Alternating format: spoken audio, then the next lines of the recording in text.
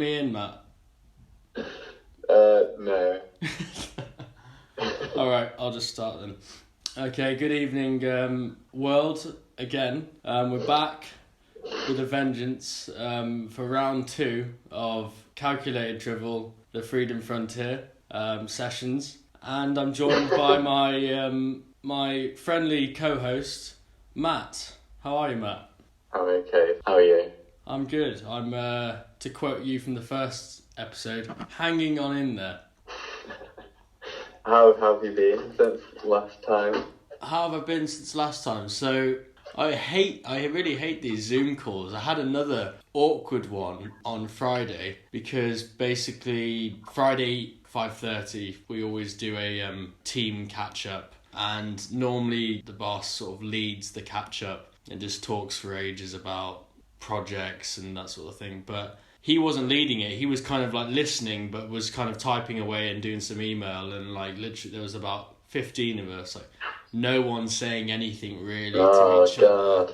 But everyone with a drink and stuff, like everyone sits there with a drink and like, like Friday. What's your poison? Sort of these sort of, because like no one was saying anything. I was like, I always, I was trying to like make conversation, and then I remember I started talking about some documentary that I saw about how Ecuador are getting on with this whole coronavirus. Right. And I was just setting the scene, and then Liam then just came online and go, "Hi guys, I'm back," and I was just like, and then it just got like other people, like someone else joined, and then like George, and then they were just talking about something else, and I just sort of went quiet and like, But yeah, I hate that.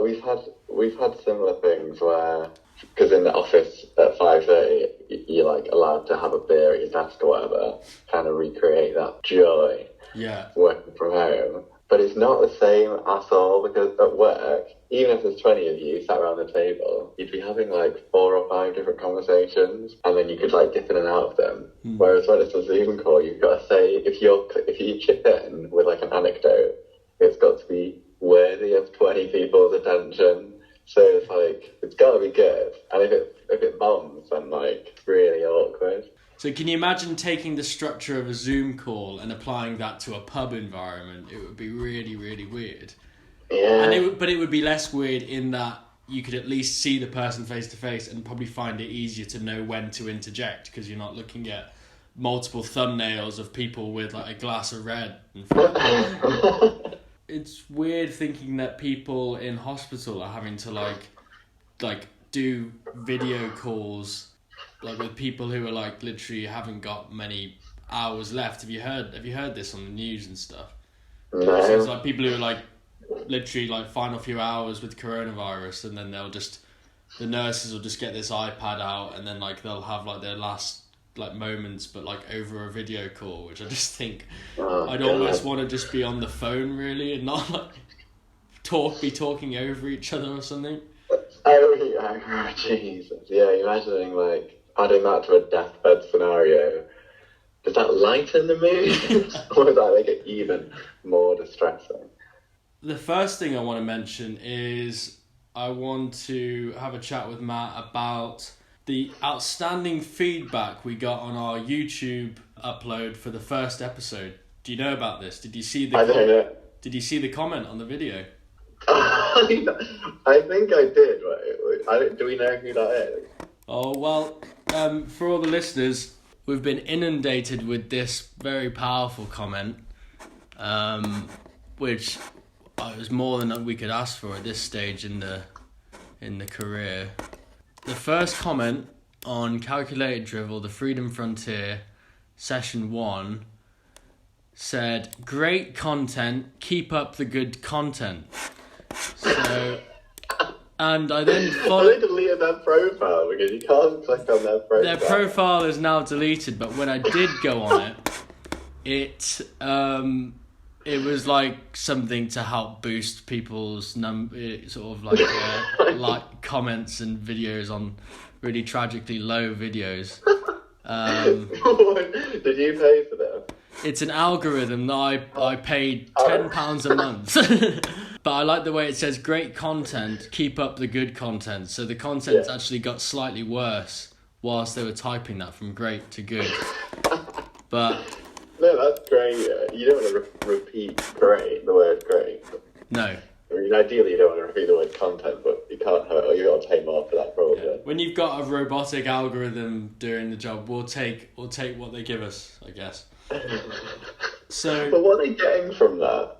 I don't understand. I'm very confused. This reminds me of something really great, actually. So this is I became aware of this whole like robotic comment thing when I posted my first ever Instagram photo, which is about 5 years ago, and I was in Paris. I happened to be in Paris during Paris Fashion Week. Right. And it was my first, I just got Instagram, didn't really know what it was about. Well, we were just walking through the streets of Paris. I found a dog poo, which was on top. It's hard to describe, like a small square of broken off concrete. Right. And there was only about, 10 centimetres square, with dog poo balanced on top of that. Yeah. And for some reason, I thought, that's great, that'll be my first Instagram post, a picture of that dog poo. There's something in that sort of thing. Yeah, so there's something in that.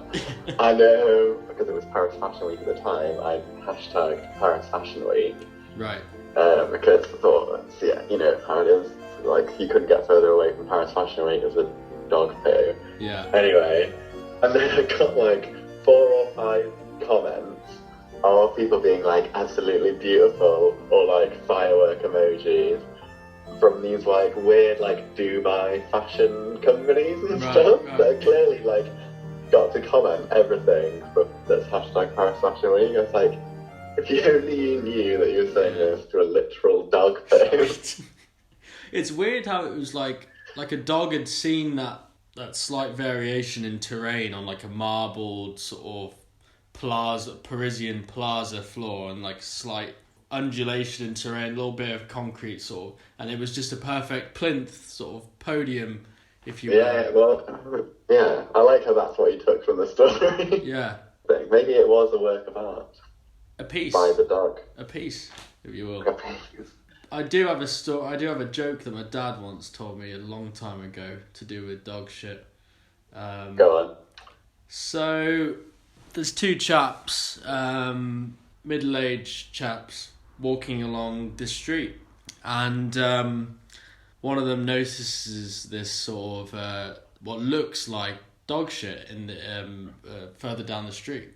But they continue walking towards it. One guy goes, they kind of get up to it, and one guy goes, looks like dog shit. The other guy goes, looks like dog shit to me too. And then he says, smell it, to the other one. And the guy goes, what? He's like, no, smell it. He's like, so the guy goes, yeah, smells like dog shit. Smells like dog shit to me too. And then the guy goes, feel it. And then he goes, oh, what? Feels like dog shit. Feels like dog shit to me too. And then the guy goes, taste. What? Are you joking? Tastes like dog shit. Tastes like dog shit to me too. Good thing we don't step in it. And then they just walk on their way. And that is out and out dad joke. Swiftly moving on. But for the listener, just to continue one of the potential features from last week, or whenever it was, what is a dog? Oh, okay. What is a dog? So this feature is known as Mark describing mundane slash arguably very well known things. Arguably. So a dog is an animal that is derived from a wolf. It's essentially a domesticated wolf. Dogs come in. It's hard to define what a dog is because some dogs are small, some dogs are big, some dogs are fat. Some dogs look like they're a different species to another dog. They're that different, some dogs. But the general premise is they like playing a game called fetch, which involves throwing an object, normally a stick or a ball, and they retrieve said object. And do you say that is the key thing that connects all dog breeds? Yeah, generally they play fetch, and generally if they're a good dog or a good boy, which is quite often what they say to dogs, good boy, they can sit, and that's something else you train a dog. So I think a dog is known for being an animal that you train to sit, and an animal that enjoys playing a game called fetch. So for the listener, if they are out and about, which they shouldn't really be at the moment, but if they are and they see an animal that's sitting, yeah, they can assume that could very well be a dog. Yeah, I would say if it's sitting, if it's playing fetch, or it's playing a game that looks very much like fetch.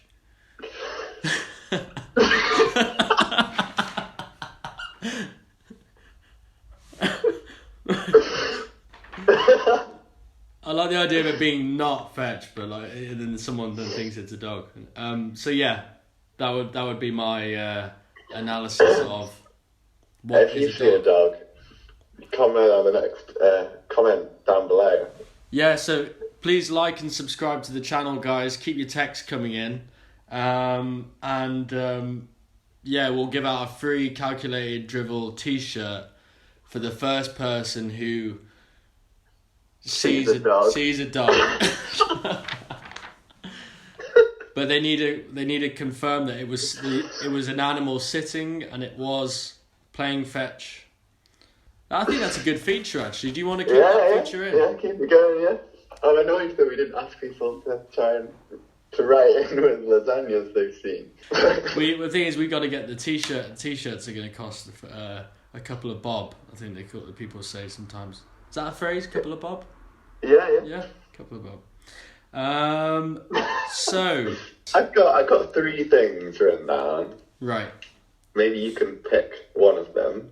I'll list them. I'll be very vague, and then you can pick one. Okay. First one is Ikea. Second one is isolation hunger. And the third one is egg cartons. I'm drawn to egg cartons. This is you've chosen the best one there. Right. Which is... there's quite a lot of backstory to this, but I think if I go through the backstory, it will give you your brain time to think too much. Throw me in at the deep end. Yeah. Can you tell me 10 things that you could use an egg carton for after use? Okay. And you can use multiple if needed. So after using the eggs? Yeah. Okay. Empty egg carton of any size, 10 things. Go. Well, one of the most recent things I've started doing with egg cartons after I'm finished with the eggs is I'll put the eggshells back into the egg carton and use the egg carton as a transportation device to get those messy old eggshells from the hob to the bin. Because I used to take each eggshell as I cracked them, but I now put them back into the box. But that only really works with a small sort of half a dozen box, because otherwise you've got these eggshells next to the fresh eggs. So that's one of the things. I'll give you that as one. That's one. You stay very much inside the box, the egg box, if you will. Soundproofing a recording studio. yeah. Like it, that's 2. I've seen that in films. I've not done it, but I've seen it in films. Another one, making volcano American science projects out of the... in films, the kids always make a volcano and a science project. Out of an egg carton? Lots of them, you'd have to use a lot of them. Maybe you crush them down and make some kind of paper mache type thing with it. I can see that working pretty well. That's 3, so you got 3. 7 more. 7 more, right. What else can you use them for? Yeah. You could if you collect rocks, you could probably, if you collect little precious stones, the egg carton, if you sprayed it or gave it a paint job, you could use the little negatives of the egg cartons just to separate and order all of your little precious rocks or stones or that sort of thing.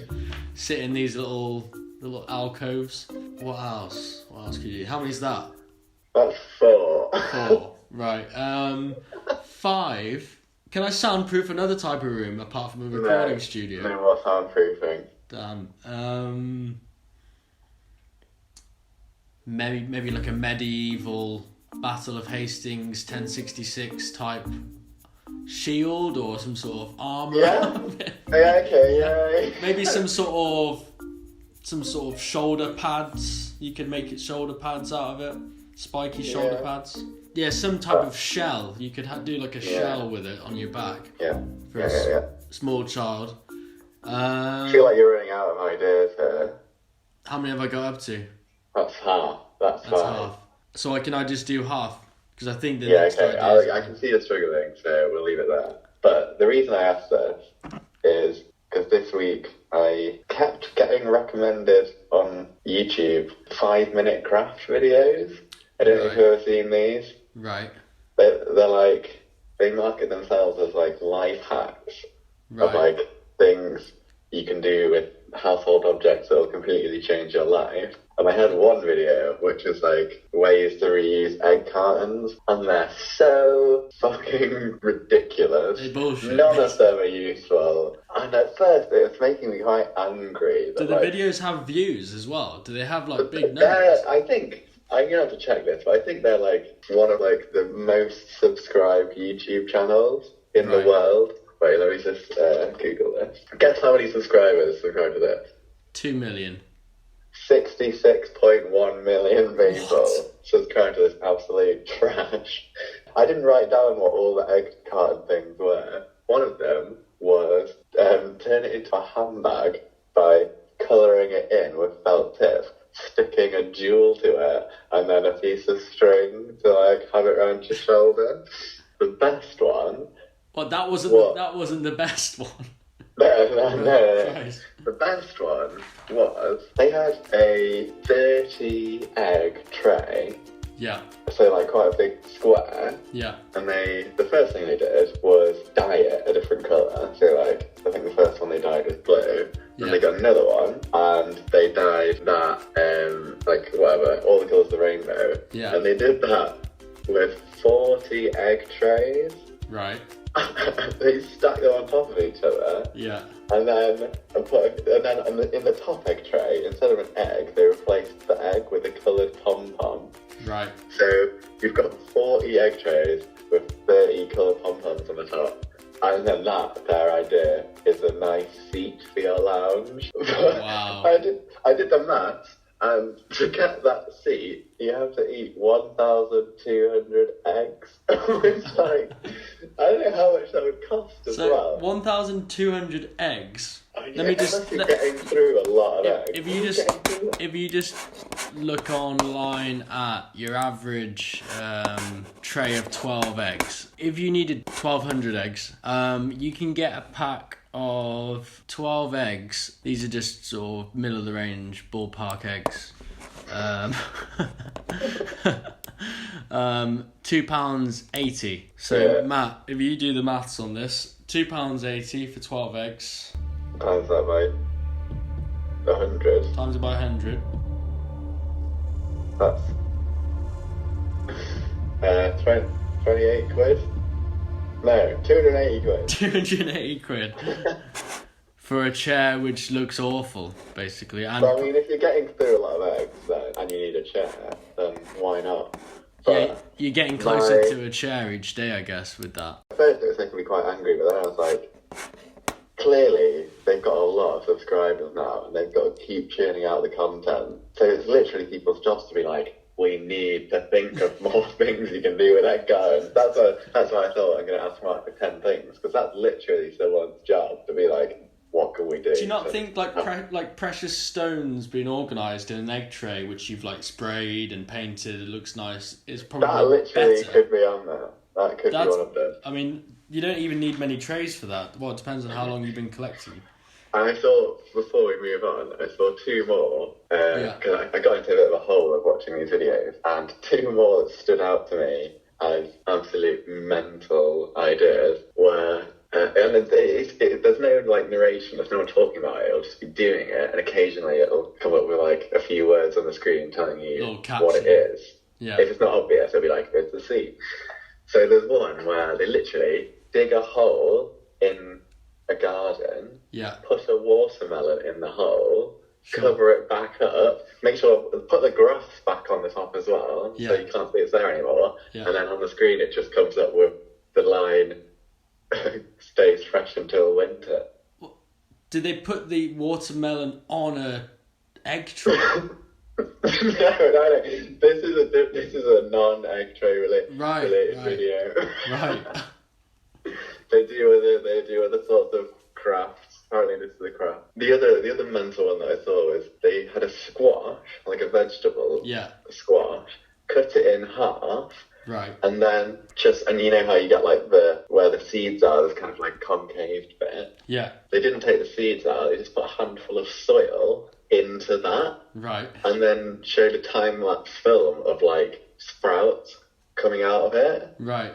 So like the seeds from inside the squash have started sprouting. Right. But I was talking to Becca about it, and it's like, who is this for? Because is it for people who don't have a plant pot but do have soil and they want to grow more squashes even though they have a squash that they're not going to use because they filled it with soil? And also, like, a squash isn't small either. Squash is quite a sizable marrow, if you will. Is it marrow? But yeah, I think it's a pumpkin family, actually. Pumpkin family. Sorry to all the pumpkin experts listening. If it's not in the pumpkin family, keep your texts coming in. I say that as if they've been texting before we mentioned that, but we're not giving a number out either. No, we're not giving the number out for a reason, because we'll be inundated. But it's kind of tragic. Well, maybe we need to rebrand towards the life hacks sort of side of things and see if that could be. Well, every week you could come up with a new thing to do with an egg carton. Yeah. Well, we need to do something. Because we can't live off that comment from that guy in the first video for more than a couple of weeks, I don't think. Isn't the population of the UK like 60 million? Yeah. That's like every person in the UK. Every person in the UK learning about egg cartons and fucking putting watermelons in the ground. So, people who are struggling in particular during this quarantine, isolation, global pandemic, I thought, how do you survive? So this is a question to you, Matt, actually, or this is something for you to kind of respond to and give us your thoughts on. How to, and it will apply to anyone who is one of these sorts of people, how to survive if you're a burglar during the lockdown, the do's and don'ts, because if they have this whole policy, you have to be an essential worker if you're not exercising. Yeah. So if you're a burglar and you normally burgle a certain area a lot, and now the lockdown comes in and you're stopped in the street and you're a burglar and you have... I mean, one of the things now is you have the face masks anyway, so you're good for that. But yeah, what do you reckon? The do's and don'ts if you're a burglar? I would say you want to be dressing up as a jogger. Yeah. Then you got a legit reason to get out of the house. And I was actually thinking about this the other day, weirdly. I'm not a burglar. No. At the moment. No. But yeah, everyone's at home, aren't they? And so why not just rob all the opposites? New feature of advice for criminals. Yeah, advice for burglars. It must be difficult for burglars, and it also must be difficult during the lockdown for people who are having affairs. Because they can't go off for their phone call, they can't go off for their business meeting. The affairs had to stop. I think they would just stop, wouldn't they? Yeah. I did hear, actually, in Wuhan, after the lockdown of whatever it was, 40 days, there's like a spike in divorce applications. Straight afterwards. People have been, obviously forced to spend a lot more time with their loved ones. Yeah. Normal, and they realise how much they actually hate each other. But yeah, I imagine the affairs are on hold. Were you gonna, whilst we're still on the dating affair relationship theme, do you want to go into your dating section? Yeah, so for all the listeners from Timbuktu to where, Matt? Dagenham. Timbuktu to Dagenham, and via Mumbai. We've got a new dating or relationship advice section, and we actually had a couple of emails that came in after the first episode dropped on YouTube. This section's called Romantic Advice, and this is the first email we had in. Dear Matt and Mark, I'm in love with 2 boys and don't know which one to marry. First, there's Andy. He's sort of blonde and sells insurance. Mum likes him, which helps a lot. He's very reliable and seems anxious to get married. Then there's Tony. He's dark and sort of gives me the creeps, brackets, but they're awfully nice creeps, if you know what I mean, Matt, close brackets. They said they read my name in there. Yeah, I don't know. Okay. You might know this person. I don't know which one I like the best. In the daytime, I like Andy, but I believe I like Tony better at night. Which one do you think would make the best husband for me, Andy or Tony? Kind regards, Mr. Anonymous. What do you reckon? It's a sticky situation for them. Yeah, we've got quite a lot of information there, but at the same time, not enough. So he's kind of torn by the sounds of it. How actively involved is he with these 2 people? And I'm guessing that they're not aware that they're being doubled up on. Doubled up, yeah. Yeah. Or maybe they are. I think Mr. Anonymous sounds like he's in a good spot here in many ways, because... You think he's in a good spot? I think he's in a terrible spot. I think he is trying to have his cake and eat it. Yeah. But at the same time is failing to eat enough cake. Would you say he's indecisive? I would say he's indecisive. I would say he is greedy. And I would say my advice is he needs to decide how much time he spends awake when it's daytime and how much time when it's nighttime. Because then you can work out purely on a mathematical, numerical basis which partner is more suitable. If he's a night owl, he stays up late into the night, early into the morning. That'll be maybe Tony then. Maybe he does night shift. Then maybe over a week, write down how many hours you spend in the daylight, how many hours in the nighttime. Whoever adds up to the most, marry them. Because we all want to be happy. And if you can you're in a very fortunate situation that you can quantify your happiness so easily in terms of hours. So go for the higher hours. And as the old saying goes, hours speak louder than words. Yeah.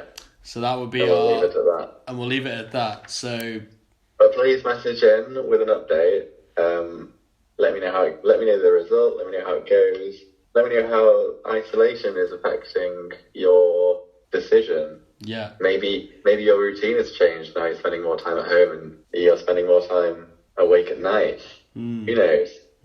So we hope that's helpful, and we're very keen on any feedback on the advice, Mr. Anonymous. And we'll move on to our second email we had in. Now the second one apparently is more of a lockdown advice subject matter. This one says, Dear Matt and Mark, I'm stuck in the flat with my dog Winston during lockdown, and I'm starting to worry our mutual attraction could go slightly too far. How can I stop this feeling? And that one's from another anonymous person. Yeah. So, okay. I mean, we've had this person. Oh no, this is not Mr. Anonymous. This is an anonymous person. Because that would be very tricky. Yeah, I guess you want to do things that would put off the dog. So I imagine at the moment he's doing a lot of things that the dog enjoys. Maybe things that remind the dog of another dog, like sitting that we mentioned earlier. Yeah, that's true. And maybe retrieving things from around the house. And I would say you want to stop doing these things because the dog might be associating you with another dog. So never sit. So from today, sit you less. should never sit down. Never sit down. Well, you know they do those tech startups, and they always talk about standing is better for your work posture, and they have these tables and chairs that are you're not quite stood up, but maybe investing in one of those could be a great option for Yeah, this person. yeah. Or lie down. Just whenever you would normally sit down, lie down. Yeah. Kneel down. Yep. Lie on your back. Do a handstand. People are always looking for ways in isolation to do more exercise, so you could see this as a positive rather than a negative. Yeah. As for you finding the dog less attractive, maybe put a wig on it. Yeah. Think of a wig or type of hair that you really not a big fan of or you don't like, and or a hair colour that you don't like. Yeah. Maybe glasses. Yeah. Maybe you don't like glasses. But not fashionable glasses. No. You want to go for those, like, the classic kind of thin glasses with cycling sunglasses, sort of. Yeah. I think we've given a few options there for that person, so that's... Yeah, I hope that's helpful. Yeah, let us know, everyone. Let us know how it goes. I hope I haven't made it worse. And I'm sure we'll hear back if things have got worse. But yeah, that's our new feature known as Relationships in Lockdown. Nice. Please get back in touch, because I'd be thrilled to know how these develop. Yeah, it's interesting because they really came out of the blue. I wasn't even planning on doing a relationships feature, but I guess it's quite a thing that a lot of people are going through at the moment. Someone must have heard something in the first show that they thought, hang on, these guys are onto something. Maybe I could ask them, see if they've got any pointers. I guess maybe we would just seem like knowledgeable guys. People are in tough spots at the moment. You know, people are losing their jobs. People are getting furloughed in front of everyone. You know, in front of everyone. You know, no. Call a team meeting. Have you had any furloughs at your work yet? No furloughs. I want to get furloughed. I take a 3-week furlough. My perspective on it all is just kind of like, I'd use those 3 weeks just to get on with stuff that I've wanted to do for a while, but I'm always trying to squeeze in around work and stuff. Like, because normally, like, if you took 3 weeks off, you'd be like, I need to like go on holiday. I don't know. There's not much output from a normal 3 week holiday. I'd never like sit down and we started a 25-day drawing challenge. Oh, you and Becca? Saturday. Yeah. Good idea. What, drawing a day sort of thing?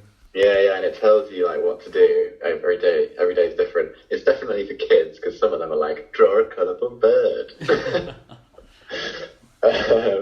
So far I've done the first one is a self-portrait, which I would say, if you're just getting into sketching, it's probably the hardest thing you can do. Very much so, yeah. And I'm pretty sketchy, so my self-portrait is a little bit hammy. And then the second day was your favourite animal, so I drew... Actually, can you guess what I drew for my favourite animal? If you guess, I'll give you £1 million.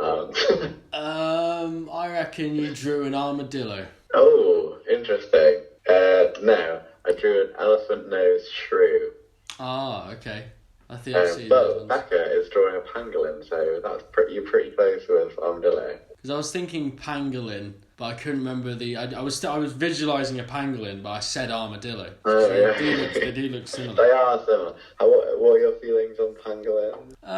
I've heard that pangolins, unfortunately, were sort of one of the animals that ends up in these wet markets in Wuhan. So that's my most recent... What do you call a pack of them?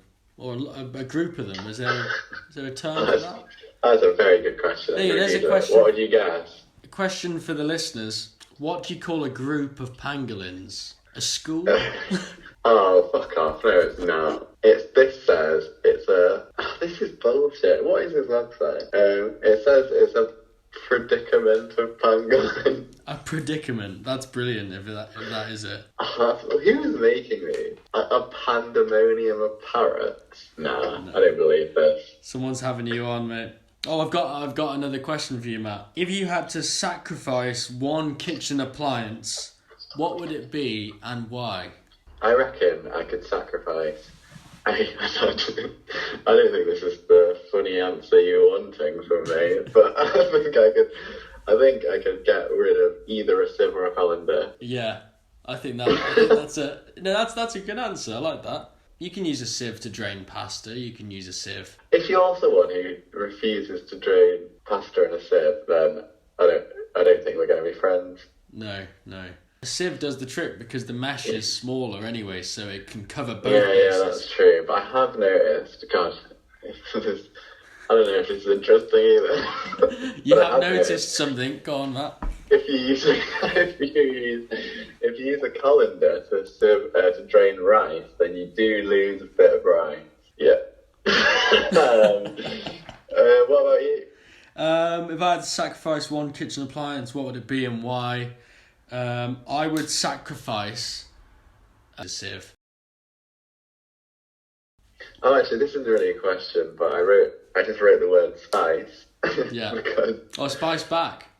there was so much conversation about spice last week, and I can't believe we didn't bring up the time when I was at your flat and a man threw a bag of spice through the window. Oh yeah, I thought about this the other day actually. Yeah, we for all the listeners out there. The listener, yeah. Matt was visiting me, not during the pandemic. Don't worry.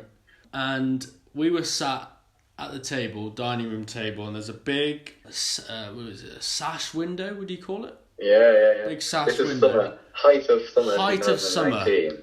Post barbecue time, 9 Yeah. o'clock. Yeah, It's getting yeah, dark. yeah. It's still warm outside. People are out and about. It's in Brighton as well. It's hot. We got the window fully open. Window's fully open. This chap stops by the window, calls our attention, and he said, I reckon you lot need some of this, or fancy some of this, or something. Wasn't it something along those lines? Yeah. He threw what looked like a bag of weed through the window, over the gap, because it's quite a big gap, and then onto the table, and just slid across the table. Yeah, perfect over the dining room table. Centered as well, like perfectly in the middle of like the four of us, or however many were there. And it turned out to be what looked like a bag of oregano or something. Yeah, we kind of like, because it looked like weed, it was in a baggie. Let's Google it. Yeah. Because he's putting oregano in baggies. Yeah. And then after a little bit of research, turns out it was spice. The previously legal high and threats to the nation's health. Yeah.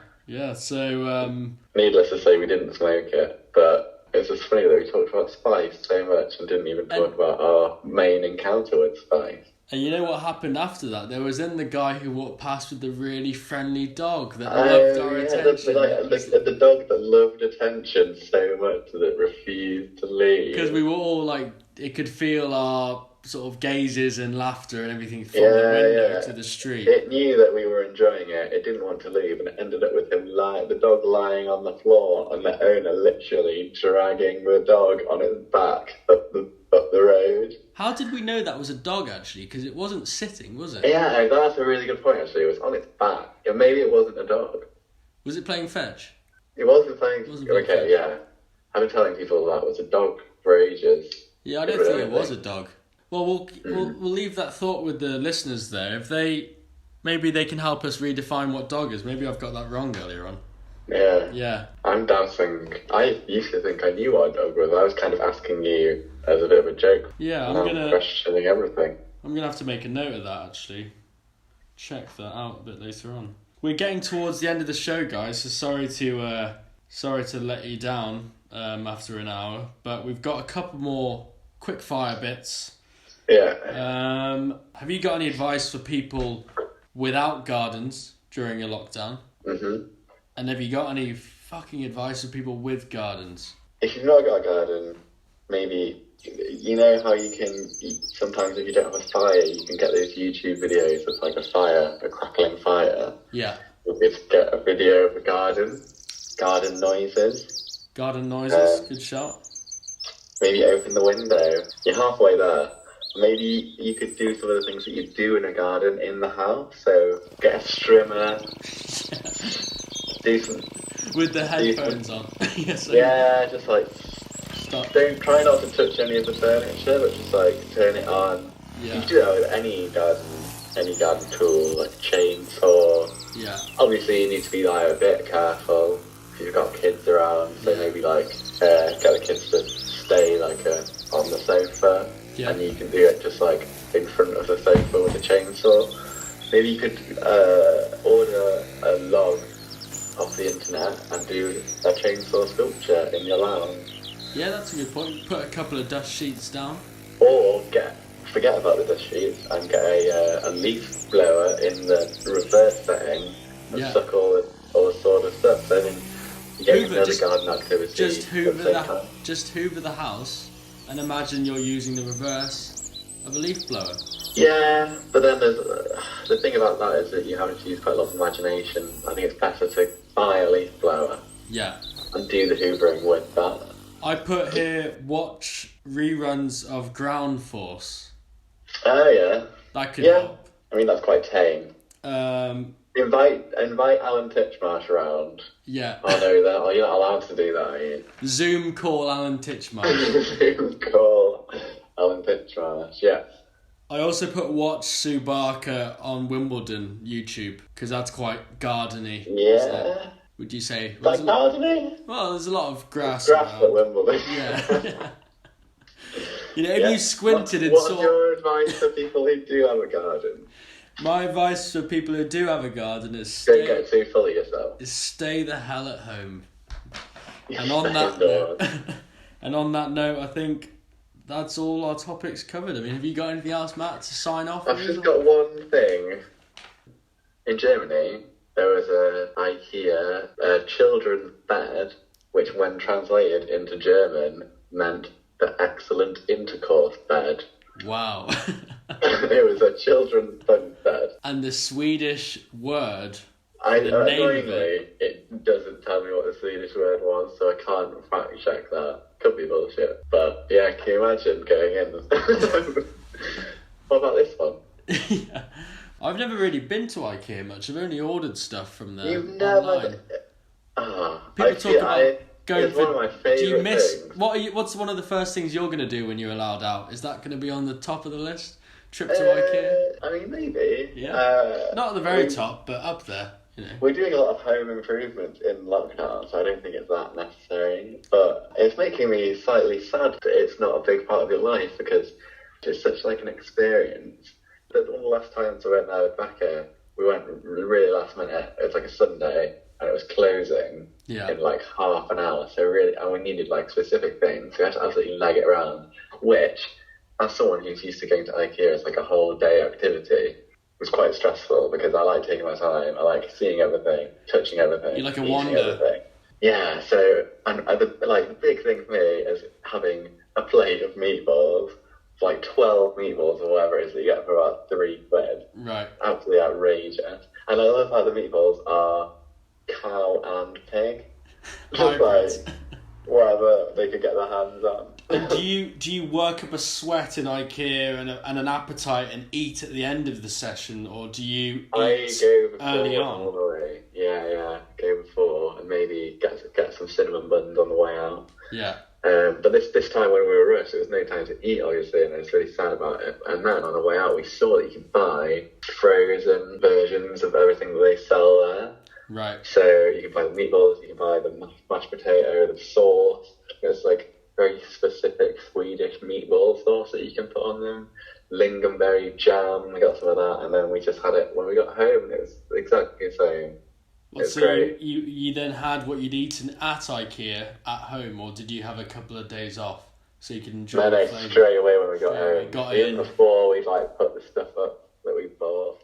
Yeah. Oh man, I love it so much. I've been really hungry. I don't know if you found this. Yeah. Since lockdown, I've been eating so much and just like constantly being hungry, even after a meal. I just go to the kitchen and I always need like a piece of peanut butter on toast or just something. Yeah, like a little chocolate biscuit or something.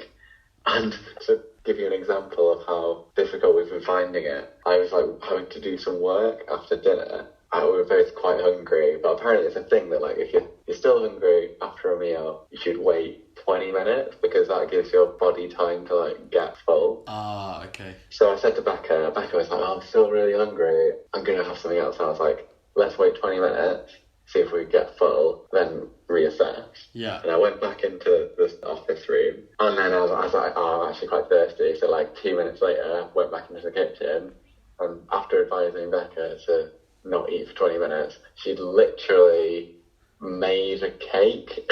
Right.